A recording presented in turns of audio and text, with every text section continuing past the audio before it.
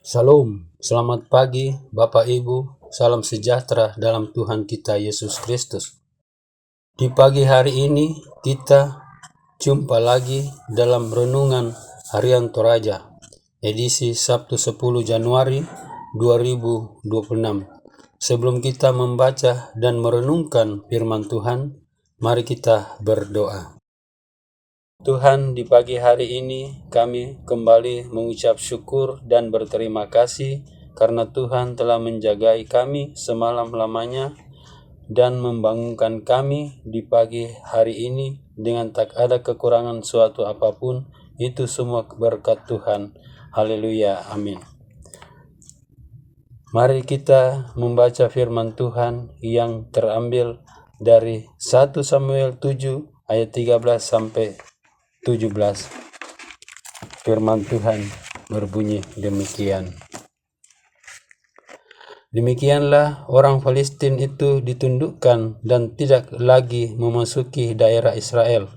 Tangan Tuhan melawan orang Filistin seumur hidup Samuel, dan kota-kota yang diambil orang Filistin daripada Israel kembali pula kepada Israel, mulai dari Ekron sampai Gad, dan orang Israel merebut daerah sekitarnya dari tangan orang Filistin. Antara orang Israel dan orang Amori ada damai.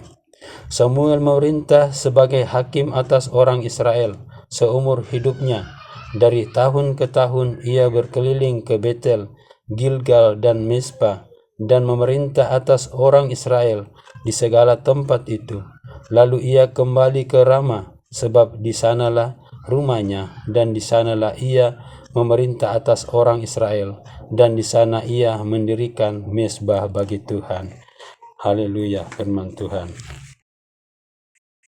Renungan firman Tuhan di pagi hari ini diberi judul Mezbah bagi Tuhan, Inan Kapelamaran Lako Puang.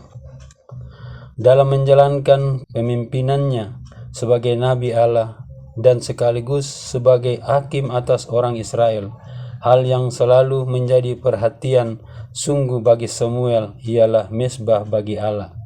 Mezbah bagi Allah yang atasnya kurban-kurban persembahkan diserahkan selalu menjadi penanda yang kuat bagi umat bahwa hanya pada Tuhan sajalah umat akan memperoleh keselamatan. Mezbah Allah menjadi altar dalam kehidupan Samuel dan umat Israel. Tidak hanya datang dengan kurban, tetapi juga datang dengan segala gumul hidup. Entah itu keberdosaan pun ancaman dari bangsa-bangsa. Mezbah yang adalah altar penyembahan menjadi simbol betapa relasi dengan Allah haruslah terpelihara baik, dan kurban yang dipersembahkan di atasnya menjadi pengingat betapa umat mesti merendahkan diri dan hati di hadapannya. Samuel mendirikan mezbah bagi Allah dan mempersembahkan kurban atasnya bukan hanya saat seruan pergumulan dikumandangkan kepada Allah, tetapi juga saat umat hidup dengan damai di tengah bangsa-bangsa. Sebab pemimpin Samuel memberi teladan bagi umat tentang arti penting mendirikan mezbah bagi Allah dalam situasi apapun yang dihadapi, termasuk di tempat dia berdiam.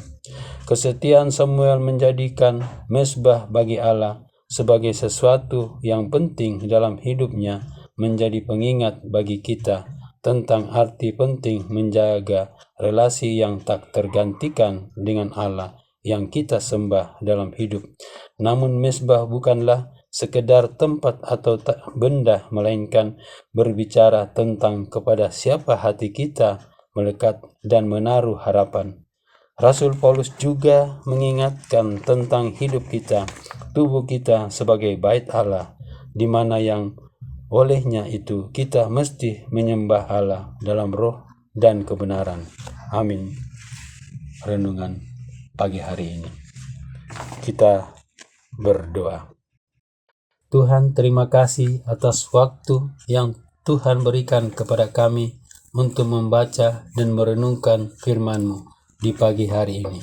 Tuhan, di pagi hari ini kami akan memulai aktivitas kami. Beri kami kekuatan untuk memulai aktivitas kami hari ini. Terima kasih Tuhan Yesus. Haleluya. Amin. Sekian renungan firman Tuhan hari ini, edisi 10 Januari 2026. Selamat beraktivitas semua. Tuhan Yesus memberkati.